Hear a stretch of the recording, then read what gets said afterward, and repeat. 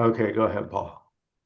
No, I was just thinking that time it's so malleable. I mean, it's clearly a concept rather than an experience, and because of that, it seems some days impossible to account for the months that have gone by, Yeah, and then at other times it seems like a day lasts a ridiculous length of time. But yeah, yeah.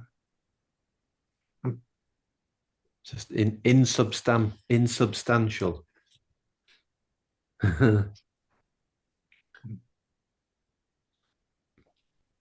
Hi, Tanya, how you doing? On the Tanya. phone. Hi, yeah, no, I'm good. Oh, yeah, no, I'm having major computer issues with the Zoom, so Yeah, no wor yeah. no worries.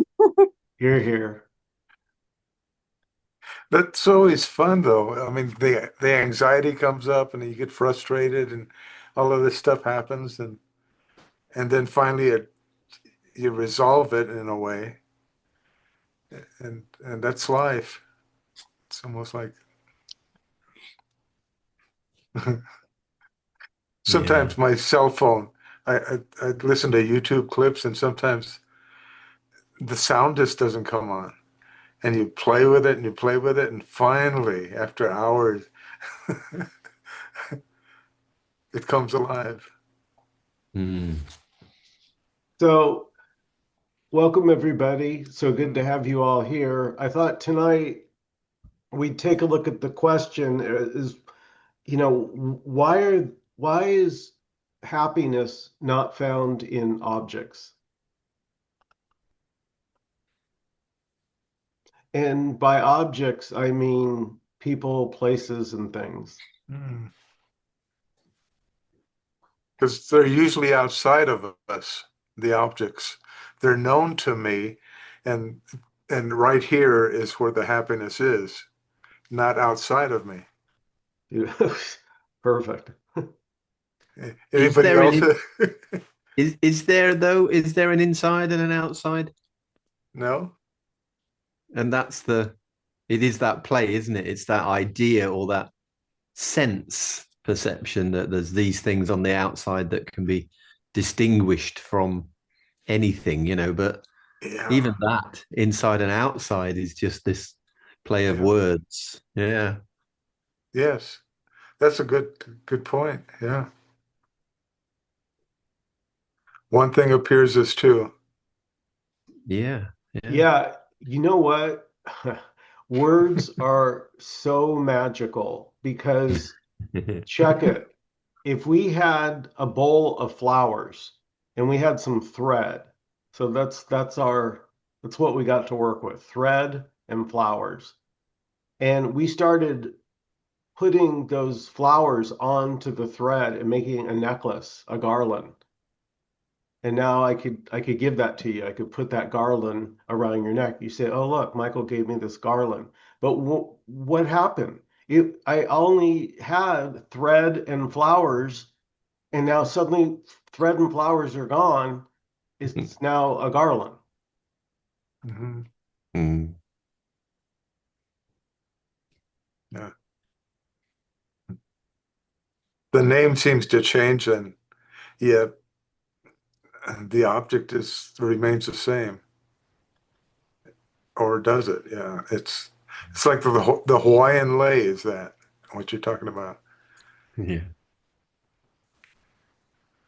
But the chasing or the objectification of self, and I mean, so if we accept this is self rather than a small self, a big self, there's just self or there's just this, and then there's this apparent objectification of things, which is the classification of through language, the reduction. It's reductionism, isn't it? At Mhm. its most keenest felt. Oh, I'm drinking a cup of tea.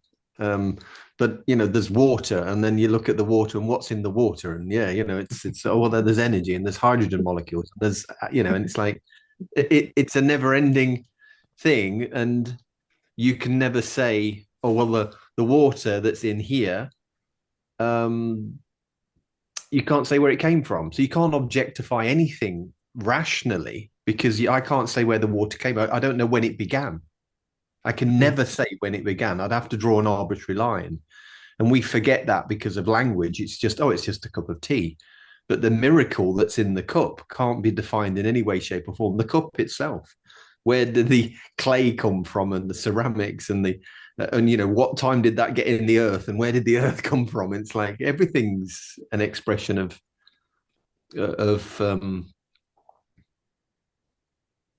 nonsense. Yeah. All nonsense. It is. And we're desperately seeking to make sense of it. Yeah. I know. So why don't objects make us happy? At least not for long. Yeah. Why? What's the reason? People, you're I in don't know. love, you're madly in love. Oh my God, you're the one. And then, divorce time. Never want to see you again. Same person. Yeah. So what is it about objects that there's something they all have in common? Come and go. Yes. They come and go. What comes will go. Mm-hmm. I think Yeah. it's Yeah. yeah. I think also there's an inherent intelligence that knows that they're just appearing. It may not be known as an intellectual experience, but there's an inherent body felt experience that knows all these things are temporary, all these objects. They can't be real because I am real. Yes. Wow. I am reality, and these things that appear in front of me are me, appearing for me to have the experience of them as if they're not me, or for me to experience them for the first time, although I already know that they're me. And everything is the first time. Everything, this is fresh, this is fresh, this is new, this is new, this is nothing's ever old. And yet it appears to be, we do this wonderful trick of objectifying it, making ourselves the center of a universe and everything outside of that center. Well, this is one of the values of coming to a meeting like this, because what we're doing basically is we're deconstructing the illusion that your happiness is outside you. And that's enormously relieving, to your mind, because if it still thinks it's real out there and it really it's still believing that Mm-hmm. the illusion is real, that's the suffering. The separation. Yeah. It's again, it's a prodigal son again, kind of moving. This isn't good enough. Yeah. Yeah. And the thought comes up, but then the thought doesn't last very long. That's why it can't hold on to something and be happy with it. Because another thought will come up and say, well, this will do it. And that doesn't do it.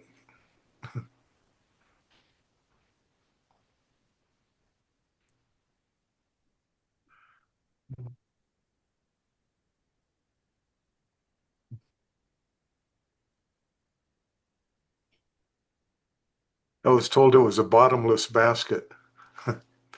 You put it in the basket and it just kind of enjoy it for a few minutes. Just like you're having a dessert or something. Oh. You're talking like bottomless fries or something. Fry basket. That's what I'm talking about. What is the definition of happiness? Oh, God. What's the word? Well, other than an invention. Yeah. So what's happening? it can be noticed that all creatures seek happiness in its own way. So a spider is doing spidery things, laying webs out, That's good. trying to catch flies. Yeah. You could say that's what makes it happy, doing its thing. So everything, is seeking, nobody's seeking misery, you know. Yeah, well put. Like natural, seeking naturalness, almost. So that's kind of the first thing you have to realize is being happy is like here it was mandatory.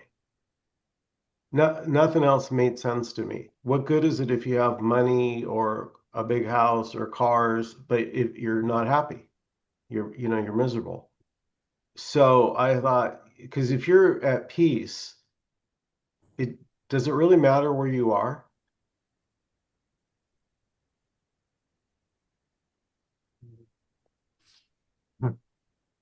In the definitions, the happiness is a state of well-being and contentment, encompassing positive emotions like joy and satisfaction and a sense of meaning in life. Yeah, That is, yeah. beautiful. No, thank you, Manny. But notice really what's going on here is in a way, it's the mind that's getting this understanding. And so suddenly the mind is sort of believing the false appearances and been killing itself.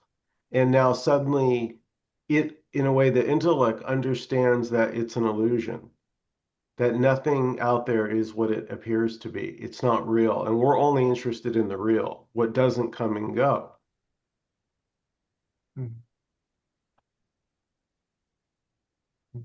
Like the background or the silence. But thought doesn't think that that's happiness, that contentment. It doesn't believe it. Yeah.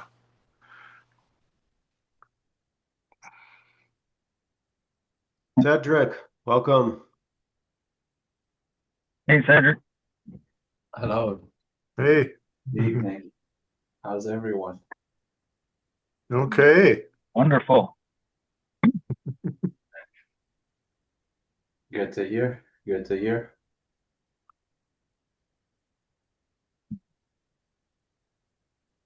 I hope I wasn't expected to share anything there. No. Well, if you're led to share, you will share. And if you're not, you are Yeah, not. there you go. It's not up to you.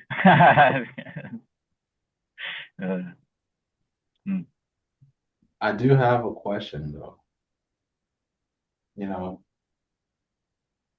through everything, you know, we've heard and learned about, when it comes to truth, I feel that, we've all, uh, learned about it in some way.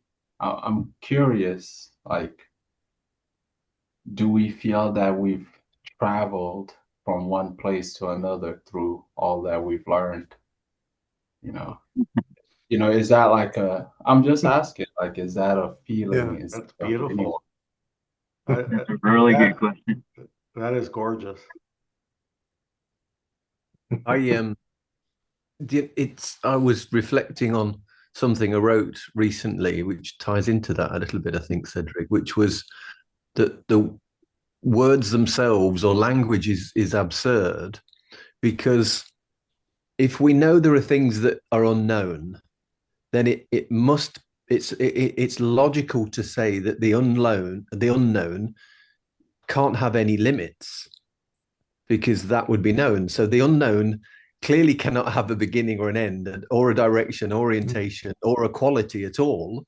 And because we didn't know our own birth, for instance, we didn't know the moment we understood language, we must have come from the unknown. And the only thing that's different in this beginningless, endless, directionless, orientationless, qualityless thing is language. Language is huge. Yeah, and that's it. It's like, so we are the unknown, and then through language claiming to know something, No, shit. So which yeah, might be a journey, a beginning, or it might be, it's helpful to know stuff, quote unquote, at times. Like the going back to what Cedric said, naturally just learning happens. Like I do something and then a bad outcome, and so I do a different way and a good outcome. It's like so there's like learning and knowing in that sense, but really not knowing anything at all in the sense that you're talking about, Paul. Yeah, like not really. And I don't know if there's truth. I don't know. That's a word too. Like, yeah, black and white. I don't but to know something as well already suggests that we don't know something. So there's got to be, the starting point is I don't know anything. I am the unknown, claiming to know something, and even the I am, even that is I know that I don't exist in order for me to claim that I do. The experience of consciousness or I amness, this sense that is all pervading, unless we're in deep sleep, it can only be known because we know the opposite. We know what it is like to be, to not exist, or to be there where so consciousness doesn't require memory, for instance. Consciousness doesn't require to know something, to know itself. It doesn't require those things. So the I am doesn't require anything. So we're before the I am, or I am that before I am that. I have it a just got question. timeless. It just got timeless. Crazy. Yeah. I do have a question. Do we know of consciousness without being conscious of something? Like, has someone ever, without being conscious of anything, said, I am conscious, or known that they were conscious without being conscious of anything at all? Right. We call that deep sleep. I Okay. can, yeah. Right? So I'm at saying, night, you know your what, consciousness. you're not dreaming, right? But the consciousness, so that's the thing, consciousness, like I want to go back to what you said, Cedric, in a few minutes ago. It was beautiful, the journeyless journey. Like, have you really traveled from like have you ever Yeah. really gone anywhere?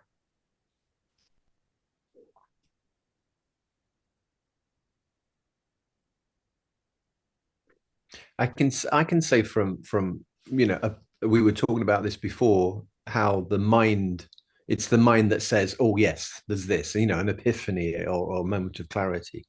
But I remember that experience of suddenly knowing that I've always been aware, that there was never ever a break in awareness, ever. And now I can't point to a moment in time, but I can tell you that experience was so obviously real. It's like, yeah, I've always been aware, always. Right. And good or bad, right, Paul? So the awareness isn't prejudiced. Oh, It's no, not no, it's just biased. Whatever, it was, if you're suffering, you know suffering thanks to awareness. yeah. It But doesn't judge. Yeah. yeah, no, this was just pure. I've always been aware, and with it came then the mind's explanation, trying to make sense of it, which was even in deep sleep, even in unconsciousness, when sedated, I've always been aware. And it was just like, like shocking reality. But it was like a peak experience. I don't know how you'd say it, but that's just what came to mind in answer to your question, Cedric. So, like, I'm saying that while you're at sleep, in that moment, we could somehow transport to that moment. Do you acknowledge in that moment that you are aware? Mhm. I'm not saying right now, because you're obviously not asleep. Or perhaps go to sleep right now. It's happened. Like, I'm Yeah. saying that, do you know, have you ever, or do you ever acknowledge that you're conscious without being conscious of something. Right now, you're conscious of something. I'm trying to say that when you're not conscious of anything, in that presence, do you know that you are conscious? No. I don't know. There's no either. It's Yeah. just a black hole that I teleport through. I. Who, I mean, what is who I? What can even talk like that thing? That yeah, that's a real good question. is it the presence in the deep sleep that's testifying right now? I don't know, man. Maybe. That's beautiful. I haven't heard it put like that. I But love it. yeah, it is. Presence in the deep sleep. Because so we talked about what comes and goes. So that's why there's no happiness in objects, because they're temporary. Everything you're looking at right now, where will this be in 100 years? Mhm. This will all be gone. So what doesn't come and go is untouched by time. Mhm. The body was born, but do you remember being born?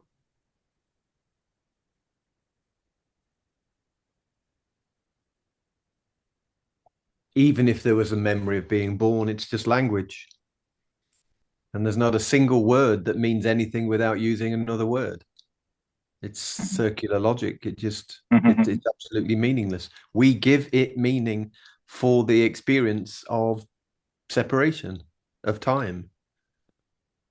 And when I say we give it meaning, there is no we in that, of course. It's just meaning appears, and it appears to have individuality and a personal and an impersonal nature. But that's words trying to explain something that can't be explained. Paul, on that topic of words and definitions.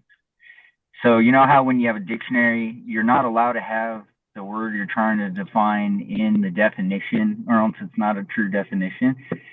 So I was thinking about that, and I was like, well, what is the definition of a word? Isn't that just a series of words? You can't have if you're going to define a word itself, you got to define it without using words. And boom, man, I told that to my mom, and then she started having a panic attack. She's like, "What did you do?" Like, I don't know. It's okay. Cedric, I wanted to take a stab at your question, Mhm. right? Because when I'm in deep sleep, I don't know it. So when you're in deep sleep, you don't know that you're in deep sleep. It's only when you wake up and you feel refreshed.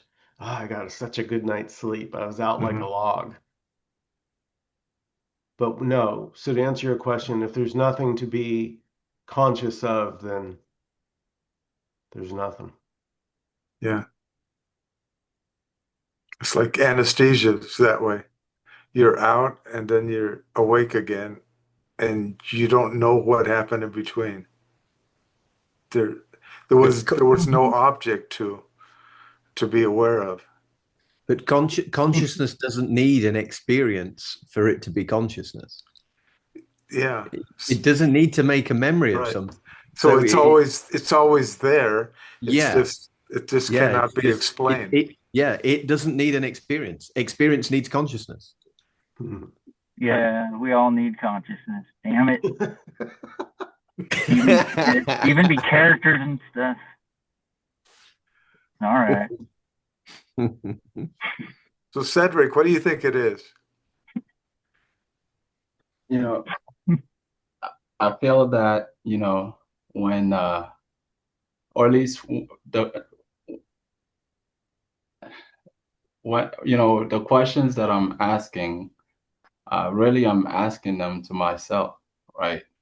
Yeah. When we really come to the reality of the words that we're speaking, can even our words arise from here? I'm saying that to speak of anything is to move from here. in the sense that the real language of this is being, to be that, right? To, let's say we have a rock. There's two levels of knowing a rock. There's the, looking at it from outside and saying, well, it's a rock. And there's the second level, which is actually being a rock, actually being that, the living word, the word, that the living presence of that. And I'm just trying to say that let's come there and let's see what we next. Or even if we can say anything, if there's even a next after this. Well, no, I think you're totally there. In reality, there is nothing happening. It's not that there is speaking. I mean, there really isn't anything happening because there is no time. So there is no thing or anything happening at all. There's the play of language that seems to appear, but that's not happening. So we're there. I mean, even saying there's being is too much. There isn't even being. There's just nothing happening. There's no way we can. Is nothing happening. Yeah, there's no way we can. Silence. Yeah, there's no way we can talk about reality. Yeah. But I understand what you're saying in sense of the direct experience between the language and then recognizing the language as a, if you like, as a transmission of that thing itself, or the knowing of a rock being the rock. And so are we being the rock right now, or are we looking at it from outside? You can't always be the rock. I tried that, and then that's a whole nother path. So I like what you're saying, Paul, because like the story comes up and it's like, fuck it. I'm gonna go get some food. It's like, I don't care how long going in the stories. I just let them happen, man. That's fine. It's fine. But I see where you're coming from, Cedric. If everything is just one, then there is no separation between you and the rock. So, go ahead. No, sorry, go on. So I guess what I want to ask is, if in any experience that we find challenging, or an experience that we want to kind of discover more and go deeper, or we feel like we have to transcend something, it. I don't know. The only way I can express this is by asking more questions, right? Because you see, like, answers are like, it's like going in one direction. In fact, it's like it's going away from the truth. And then there's questions, which is kind of taking steps back. It's like when you've lost your keys. You don't, I actually have a good example of this, right? Imagine you and your mother went hiking in the mountains, right?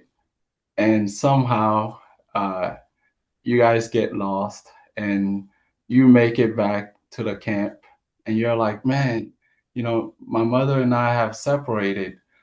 We need to find her, right? And they take you up in a helicopter. Now you guys are flying over the forest looking for your mother. And your mother has one of those guns, I forgot what they're called, and it's blue, for example. And she only has one bullet. She shoots it up, and you see the blue smoke. And you start going in the direction that the blue smoke is going, instead of looking from where it is coming from. That's from where it is coming from is where your mother is not where the smoke is going to go. So I think that answers are like going with the smoke, and questions are more like finding from where the smoke is coming from. And I guess that's what I wanted to share in me saying that have we really ever evolved in some way from before we came to this knowledge and now, or whatever. I don't know how to put it, but yeah, that's all I could really say. I feel like to come to the truth, you must go back through the way you came from, and if you go there, right, can we even speak of the truth there? No, the truth, this can't be spoken, what we're speaking about. We're missing the mark by talking, damn it. I knew it. It's a trick. Well, the words are limited, and what we're speaking of is unlimited. Yeah. And they're late. They're late. The life, what you're describing is right here, right now. This is it. And then the words come to describe what's just appearing. And that's why, like you're saying, Cedric, it can't be done in words. And yet we can't also distinguish between words and this, whatever this is. Yeah.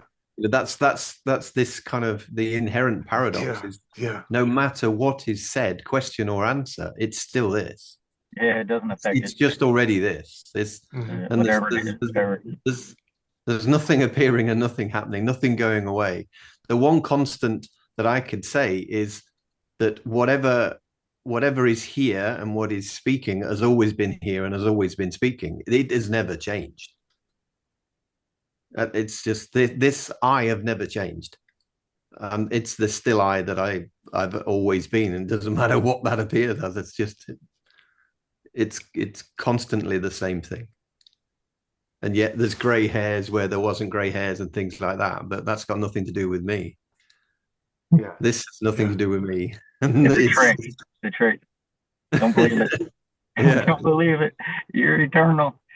Well, that was Paul. That was my post today about like noticing what's not you, right? So yeah, like if you know your car, so you're not your car, right? Because you know you have a car.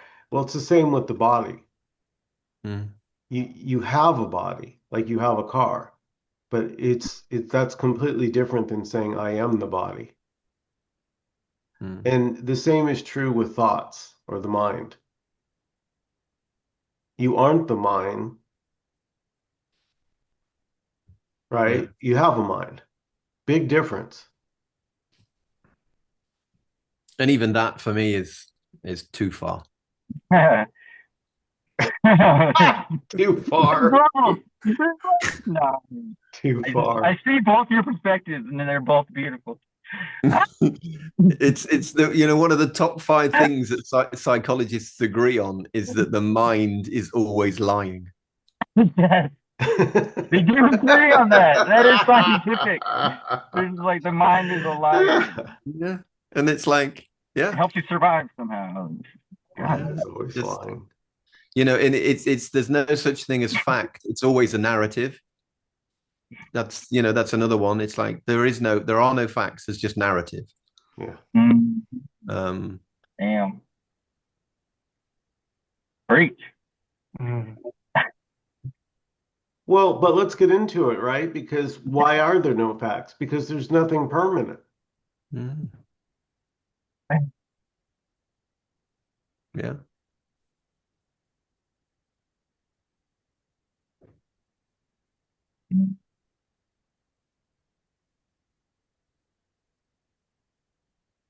Well, everything could be permanent, given the fact that nothing dies. Whatever the TV set or the video monitor or this or that, we say is there's something that changes, or that is not permanent. Yeah. It may not be permanent as that manifestation of a TV set, but when it after 100 years it is not, quote, here anymore as a TV set, it's still here in a different form. So I would suggest maybe everything is permanent. You can't get it. You can't get out. It's all permanent. You're stuck forever. Matter can't be created or destroyed. Yeah. It's rearranged. Someone said that was good, Don. Well, look at energy. It's just transforming into one thing or the other, and it's like a changeling. That's crazy. Well, where do you end and I begin? I mean, there's no death, is there? I mean, when we really look at it, again, we're just playing with it. There's nothing alive to die. I mean, if energy doesn't die, then energy, what's life other than just a way of trying to classify or categorize something? It's just another word. It's just language structure. I mean, what is it that Rupert Spira says? Energy equals consciousness. It's like, is that a formula? Yeah, that's it. Yeah, I mean, this is Rupert at his best. Spirituality and non-duality. It's science and spirituality. Sorry, and he says they break the frontier down. He says eventually they'll work it out that E equals C, not E equals C squared. Heck yeah. That's all there is. Thank God us monkeys invented stories and language. Otherwise, we'd still be scratching our armpits. Like, that's not... Awareness is probably getting real bored of that. Like, let's introduce some intelligence. Make them think they're real for a sec. Oh, Jesus. What did I do?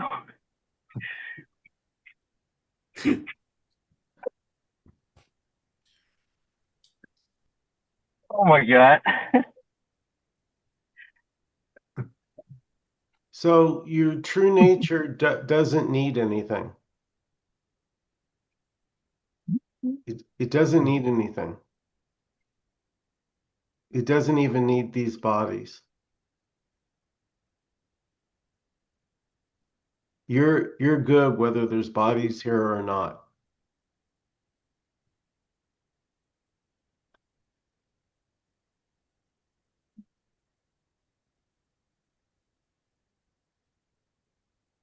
As long as you know you're not the story, because the story does end, the character ends, but it seems like it never truly ends. It's always awareness of something next, possibly. I think about stuff like that.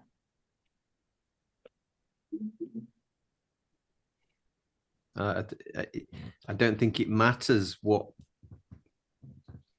comes next. Could we say? Just what seems to have mattered is that there's identification with the body until there isn't. And when there isn't, it's seen that there never was. It's just, paradox upon paradox. I wanted to ask Cedric something as far as what he thinks about meaning and purpose. For who, too? Is it for who we really are, or who we appear to be, or both of them are the same? I guess I would ask, as what are you asking that question? Are you asking it as the absolute, that reality itself, or are you asking it as, someone, who wants to know this answer? Yeah, as the absolute, there's no purpose or there's no meaning. And right. As a personal person, there is, in every degree, there's always the end result. I want the result of my actions. So that's why I want the purpose, and I'm doing it for that purpose. But that's why we say that that's not who we are. It's just a thought construct, and I'm believing in it until I see that I can walk lighter when I don't believe that I'm at fault for any of the things I've done. Yeah, no, I totally relate with that. In my experience, you know, or at least what I call, the absolute, the truth, um, the reality, you know, I don't speak of it as something, an, an idea to translate to you. Perhaps, I may be having one experience and you may be having I think another your experience. there's such a And beauty in the fact that go ahead.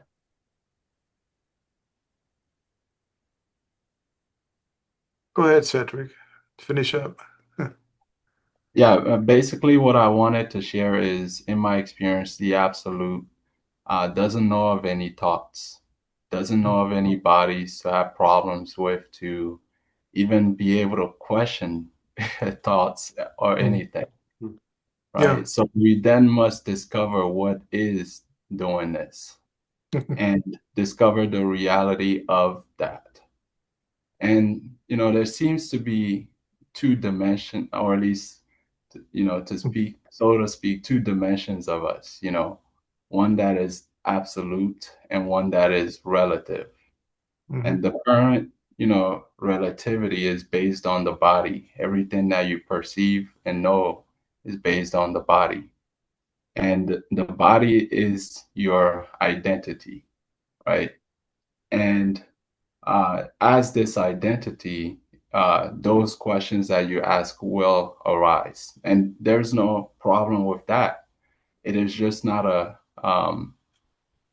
question for the absolute. So sometimes we give absolute answers to conventional questions and conventional answers to absolute questions. And what I would say in terms of destiny, and this is me giving a conventional answer here, in terms of destiny, uh,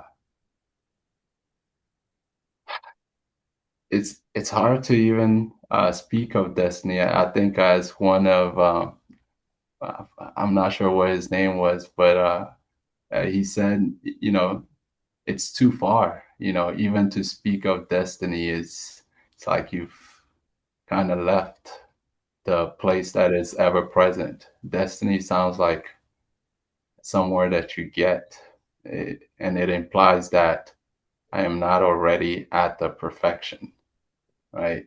I'm not already at the very place from which destiny can come from. Yeah, that's just what I have to share with that. Hell yeah. Yeah. Thanks. Tired of the destiny story. Ugh. So, Michael, are we in agreement? It's almost like a belief. We've created a structure of a belief system that we're buying into, to believe that there is something that's doesn't move. It's always present. It's never not here. And then there's the things that are impermanent, the Yeah. things that don't move. Yeah. You can hear a pointer, like some of you guys know I've been really into this Siddharameshwar, who was the guru of Nisargadatta. This guy is just off the charts. He blows my mind. And I mean, his pointers are just pure white heat. And he said, why keep traveling? Why keep traveling when you are the destination? Yeah. And see, I buy into that too. I believe that, and I have faith in that. Yet, is that just another Well said, Matt. Vedanta religion, you know, that I've No, he's being literal. You, no, you, I are, yeah. Yeah. But I love what you said, Manny. Is that just a belief system about that particular person that Michael's referring to, which, isn't real already? It's like, Nothing yeah, wrong with it, I'm though. with you, Manny. It's like, yeah, I believe that too. The profound words that came out of that guy's mouth. But that's just another belief where we tend to make it, oh boy, look at these words. Whoa. Now I got it. Or at least Now I he's got got it. it. Look at these words. Right. But we can also look at the pointer Yeah. when he says, why keep traveling when you are the destination? We can take that seriously.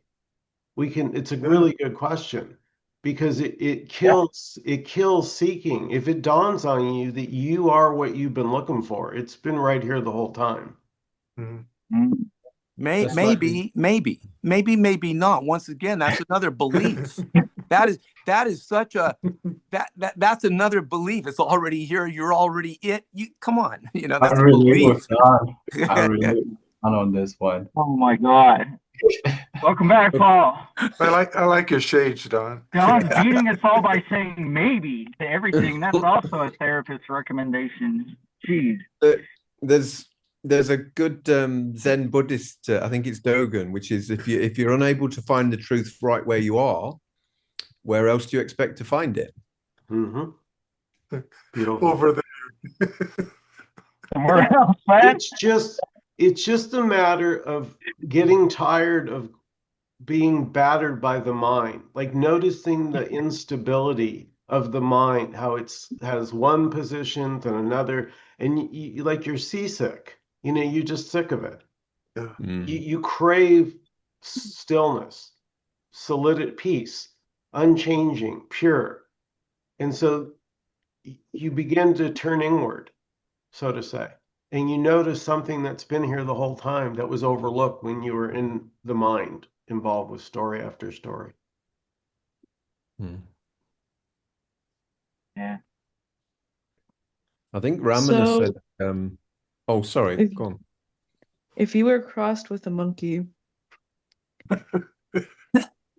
would you still be a human?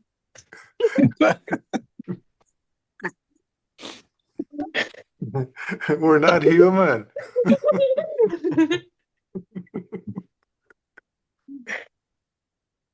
It's funny, monkeys aren't, if you look at how simple nature is, nature's the same now as it was like 5,000 years ago. Like a monkey was doing monkey things, looking in trees for a minute. It hasn't changed much, but look how complicated human beings have become.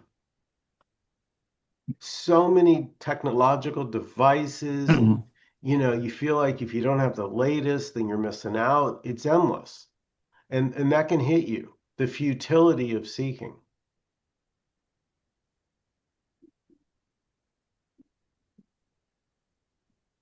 Yeah.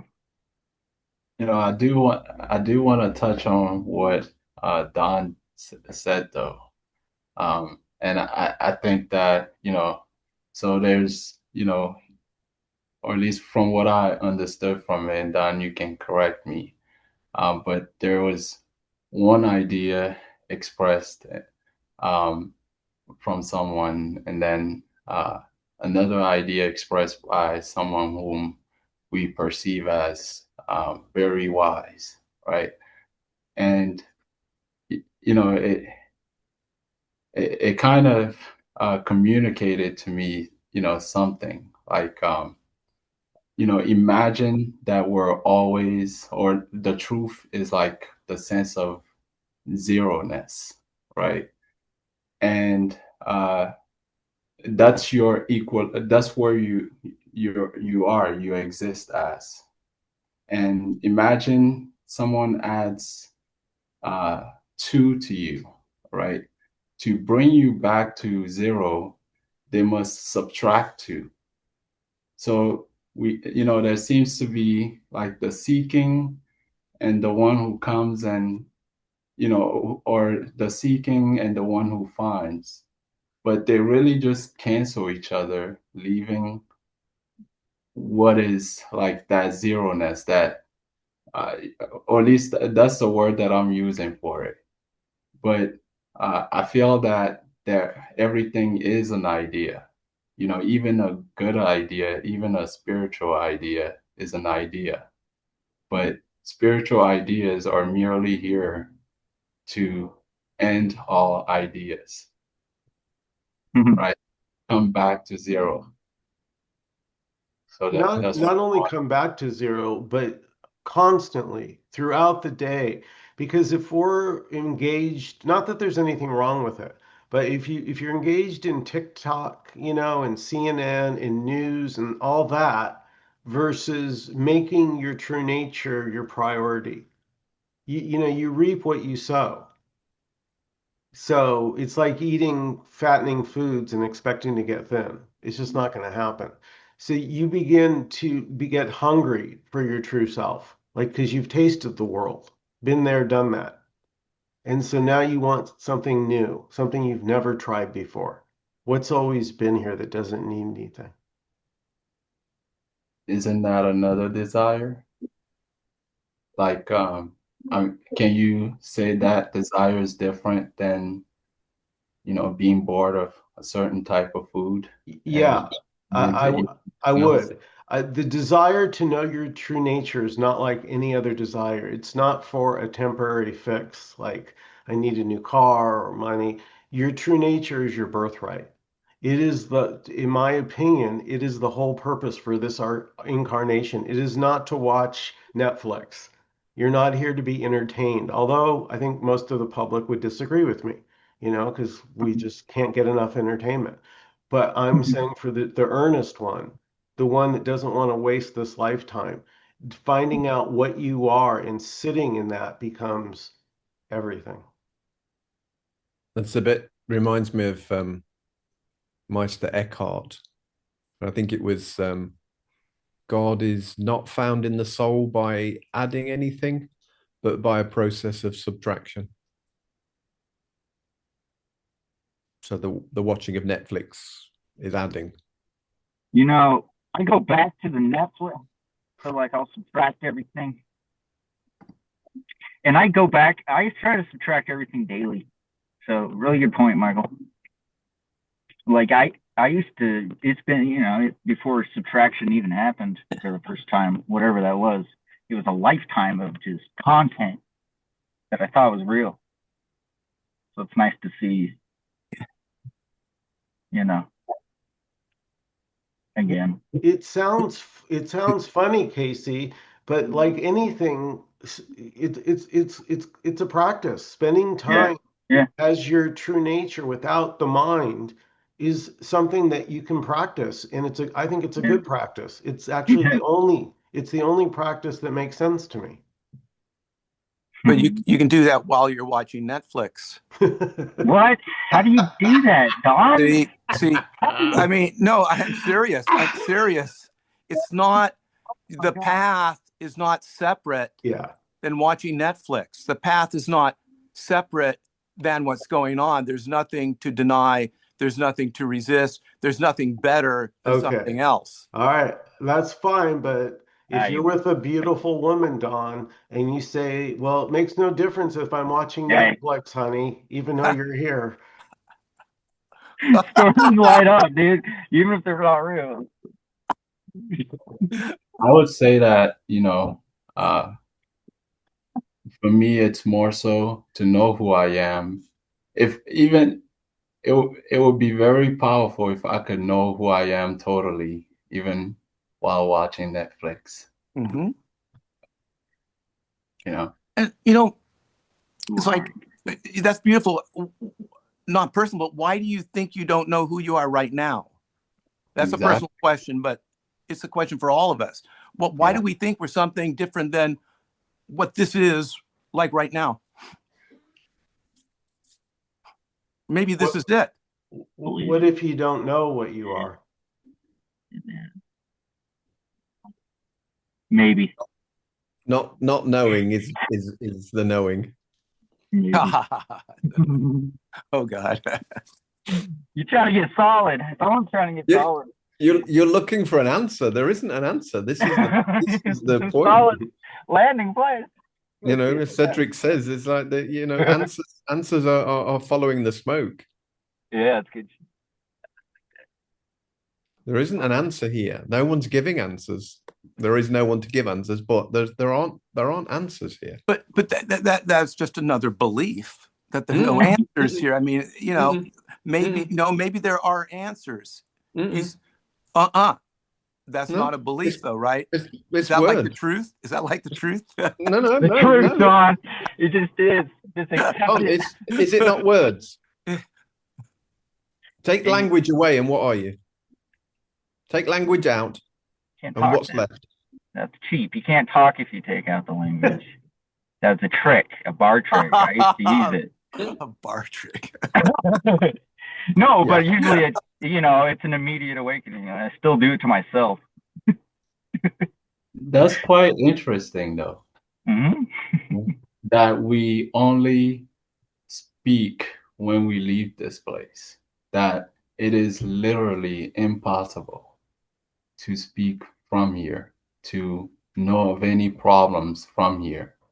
And so are we really surprised that we know of problems when we begin to speak? Do you really expect anything different? But we can speak, it's fun, right? But it's like, pain that you voluntarily engage in, right? But then we already know that no one's leaving this place, even if there's speaking happening. Yeah. That's what's so beautiful. Hey, Tanya, did you want to get in here before we close out? Yeah, I did have something to say about that quote that you shared before. It escapes me now what it was, but I can't say his name. Nisargadatta's guru. Why keep traveling when you are the destination? Yeah, I just wanted to say that really landed, and if it lands in the place which isn't a place where there is no words, it's not a belief. Yeah, I think that's why I couldn't remember, because thoughts just went so quiet, because there has been a lot of looking and seeking and asking questions, wanting answers, but yeah, what it's right. What you are doesn't need anything, and it's right here. So there's nothing to look for.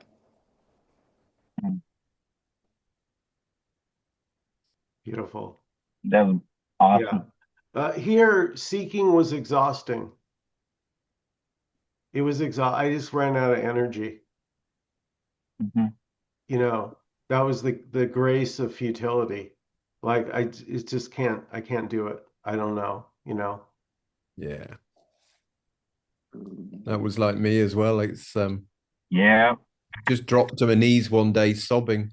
Just completely, my legs just collapsed and fell to the floor, sobbing in the realization of how futile. And it wasn't at the point. It was not that I was, doing any practice or anything. I was packing some stuff up for a camping trip, and it just suddenly hit me. That's it, and just fell to the floor. And it's all futile. Everything you try and do, it's like there's no doing. It was just like, wow.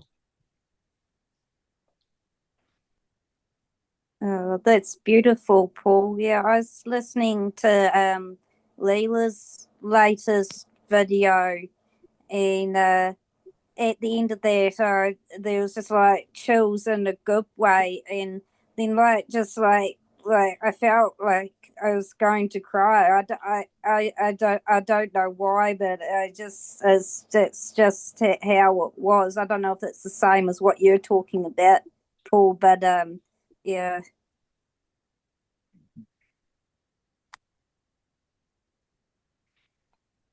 Cedric, just remembered there's a Ramana Maharshi said, if it's not present in deep sleep, it's not real.